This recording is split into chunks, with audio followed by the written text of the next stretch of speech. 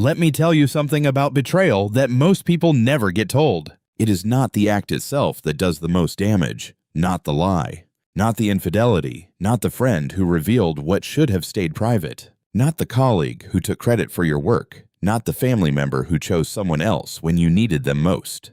The act is the beginning. What comes after, what happens inside the psychology of the person who was betrayed, across the weeks and months and sometimes years that follow, that is where the real damage lives. And the research on what betrayal actually does to the human mind is one of the most important and least publicly discussed bodies of work in clinical and social psychology. Because we talk about betrayal constantly, in relationships, in friendships, in workplaces, in families, we experience it with an intensity that most other interpersonal pain does not match. We carry it in ways that sometimes define entire chapters of our lives, but we almost never examine what is actually happening psychologically when betrayal occurs. What it does to trust, what it does to the sense of self, what it does to the nervous system, and why it is so resistant to the simple instruction to just get over it, that the people around us eventually and inevitably deliver. That is what this is about.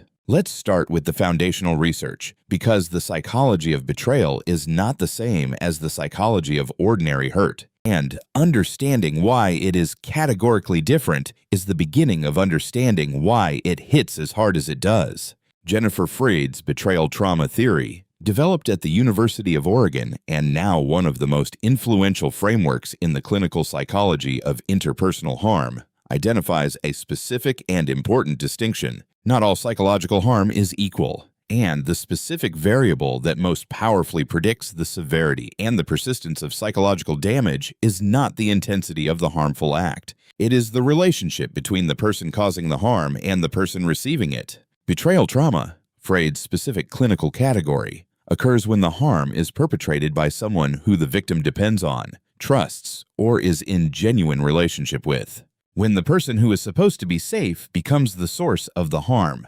When the relationship that was supposed to provide security is the relationship through which the damage arrives. This specific configuration, trusted person plus harmful act, produces psychological consequences that are qualitatively different from harm inflicted by strangers or by impersonal forces. Different in their severity, different in their persistence, different in the specific ways they disrupt the psychological systems that ordinary life depends on. The research is consistent on why. The human psychological system is built around the assumption that attachment figures are safe, that the people we trust and depend on will not harm us, that the relationship itself provides a form of protection. When that assumption is violated, when the trusted figure becomes the source of harm, the violation is not just interpersonal. It is structural. It disrupts the foundational psychological architecture on which the entire sense of safety is built. Here is the neuroscience, because what betrayal does to the brain is as specific and as measurable as what it does to the psychology. The research on social pain, Matthew Lieberman's neuroimaging work at UCLA that we have referenced in previous scripts, established that social rejection and relational harm activate the same neural circuitry as physical pain. The anterior cingulate cortex, the anterior insula, the regions that process the experience of physical hurt fire in response to relational hurt with a specificity that makes the metaphor of a broken heart neurologically more than metaphorical. But the specific neural signature of betrayal goes beyond the general social pain finding. Research on trust violation and neural response, conducted by Brooks King Casas and colleagues on the neuroscience of social trust, found that the violation of trust produces a specific pattern of neural activity in the prefrontal cortex regions associated with social prediction. The brain, when trust is violated, is not simply experiencing pain. It is experiencing the failure of its predictive model. The person it predicted would be safe turned out to be unsafe. The model that organized its social world has been invalidated. This is important because it explains something that the people around a betrayed person often find difficult to understand. Why the person cannot simply update and move on. Why the betrayal keeps being returned to. Why the processing seems to take so much longer than the objective severity of the event would seem to warrant. The brain is not just healing from pain. It is rebuilding a predictive model that the betrayal has invalidated. It is doing the specific and cognitively expensive work of determining what can be trusted, what signals are reliable, what the new model of the social world should look like in the aftermath of the old one having been so specifically and so painfully wrong. Now let me talk about what betrayal does to trust specifically, because this is where the consequences extend furthest beyond the original relationship into the person's entire social and relational life. The research on trust and its violation, drawing on John Rempel and John Holmes' foundational work on trust in intimate relationships and the subsequent clinical literature, identifies a specific and important feature of how trust operates psychologically. Trust is not simply a belief about a specific person. It is a schema, a generalized framework for approaching the social world that organizes how new relationships are entered, how vulnerability is extended, how the inevitable ambiguities of human interaction are interpreted. The person who has not been significantly betrayed approaches the social world with a default assumption of relative safety. The ambiguous behavior of a new person is interpreted charitably. The decision to extend vulnerability, to disclose, to depend, to genuinely connect, does not require overcoming a barrier of fear. The person who has been significantly betrayed approaches the social world with that default assumption disrupted. The ambiguous behavior of a new person activates the threat detection system rather than the charitable interpretation. And the research on hypervigilance in the aftermath of betrayal, drawing on the trauma literature and the specific clinical presentations associated with post-betrayal psychology, finds that this barrier does not simply reduce over time without active intervention.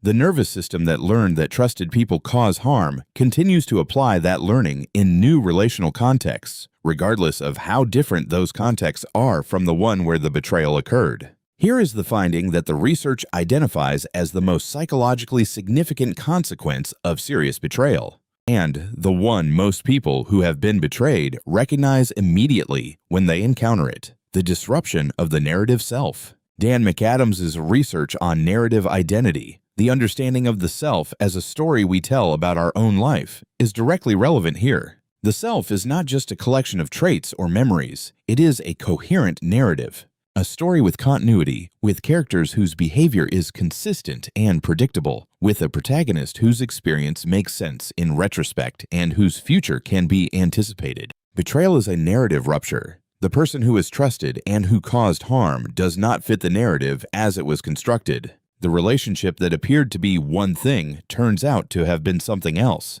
The chapter of the story that was understood as safe and real and genuine must be rewritten. This rewriting is psychologically expensive in ways that most people who have not studied the narrative identity research do not fully understand. Because it is not just the future story that is disrupted, it is the past one. The memories that existed within the framework of the betrayed relationship are now unreliable. The good times are contaminated by the question of whether they were genuine. The person who was trusted becomes unreadable in retrospect. The entire chapter of the life story in which they featured requires reinterpretation. The obsessive return to the past that betrayed people experience is not rumination in this simple sense. It is the mind doing the specific work of narrative reconstruction, of building a new story from the wreckage of the old one.